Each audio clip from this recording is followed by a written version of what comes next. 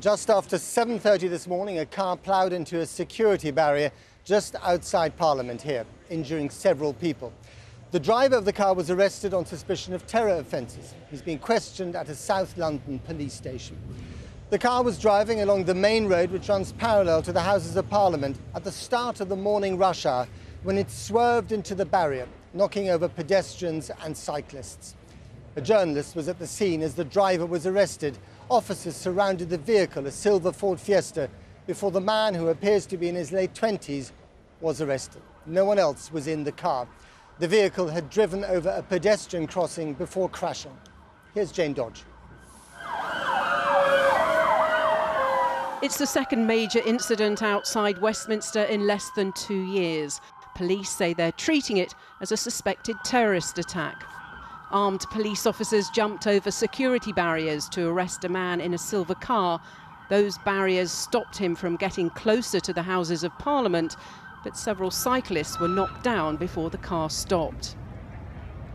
The incident happened at 7:37 as people were heading to work. The car turned off Parliament Square and onto the wrong side of Abingdon Street, where it collided with several cyclists. Eyewitnesses say the driver sped up, driving across the road into the filter lane used by vehicles dropping off and collecting from the Houses of Parliament. The car then ploughed into the security barrier installed after the terrorist attack in 2017. I've seen this guy driving at speed, hit the bollard, then there's specialist police come on the scene and they've arrested the man, but they've evacuated the area in minutes, and there was there's a bike on the floor and a cyclist. There's at least 9-10 people lying on the floor. Then they've been told to do that by the police, or they did that as instinct. The police say the driver is in his 20s and has been arrested on suspicion of terrorist offences.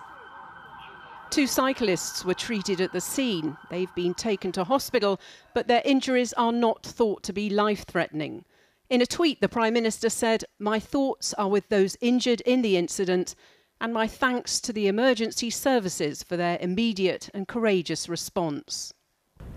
At 7:37 a.m, a silver Ford Fiesta was involved in a collision in front of the Houses of Parliament.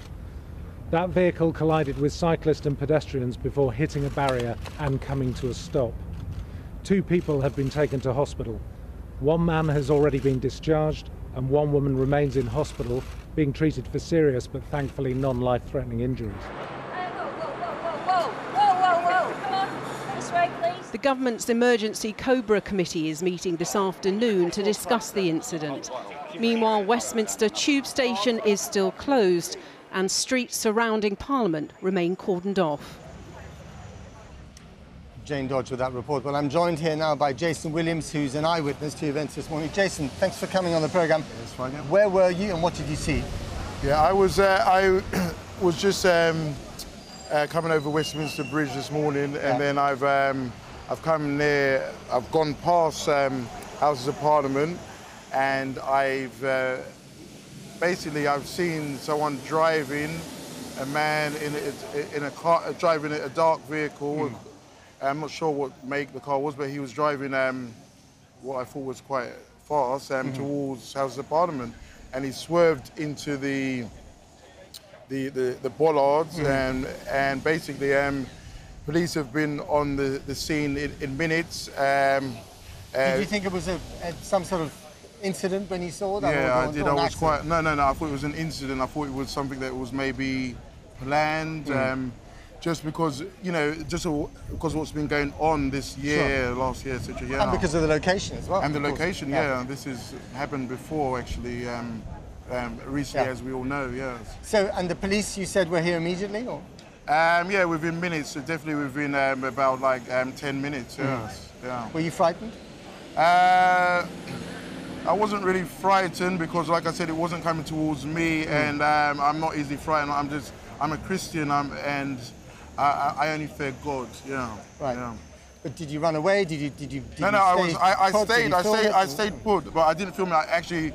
I'd lost my phone last night, so I didn't have my my mobile phone. So basically, I couldn't film it, but I recorded it mentally and I checked the time, etc. But I was told to get out of the area by police, so I ran. Yeah. That was Jason Williams, who is an eyewitness to events this morning. Let's go now to Victoria McDonald, who's outside St Thomas's Hospital, just across the river from here, where the injured have been taken care of. Victoria, what can you tell us? Yes, Matt, we just an update on Jane Dodge's item. 3 people were treated at the scene for what was described as non-life-threatening injuries. 2 were taken to hospital. Now, 1 was brought here to St Thomas's and another one was taken to St Mary's Hospital in Paddington. Now, the person that was brought here, we believe, was a woman who has what is described as serious, but again, non-life-threatening injuries, and we believe that she has now been discharged. We have no update on the patient at St Mary's. When we got here, there were police everywhere, armed, uniformed, plainclothes police all across the A&E entrance. We also saw some boxes that were marked survival response reception. Of course, the NHS is sadly well used to dealing with alleged or suspected terrorism incidents. This hospital in particular was at the scene of the Westminster Bridge attack last March.